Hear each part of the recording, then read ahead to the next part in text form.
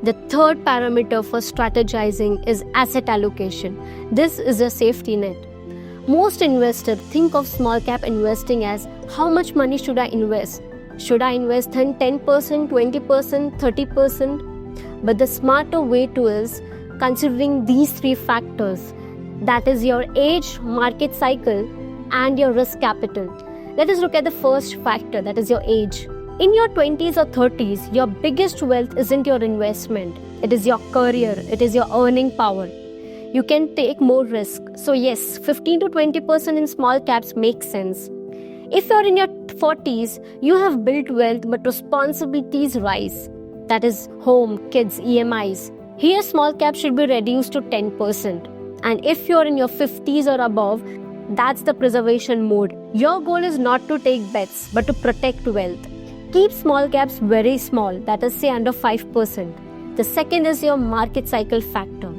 Don't just look at your age but also market cycles. For example, right now in 2024 to 25, small cap valuation are at high records. That's not the time to overload, even if you're young. But when market crash like in 2018 or the COVID crash of 2020, that's where you should add.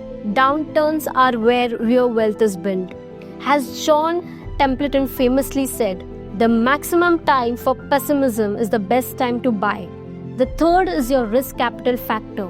You should put your amount in small cap funds that you're ready to lock for next 7 to 10 years. Think of it as your venture capital inside your mutual fund portfolio.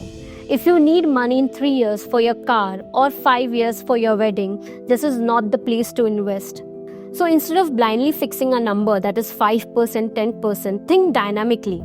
Age, market cycle, risk.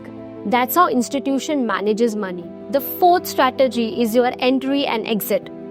See, you do not have to fully stay loaded in small cap funds. When valuation are too high, meaning stocks are priced way above their earning, that's a red flag. For example, in early 2018, Nifty small cap PE had crossed 100 in some cases. Then what happened next? The index crashed almost 40% in a year. Anyone who had reduced exposure back then saved themselves with a lot of pain. But what happens when market crashes? That's actually the best time to step up your SIP. Take March 2020. During the COVID crash, Nifty small cap index fell over 40%. But investors who increased their SIP at that point saw their portfolio double by late 2021.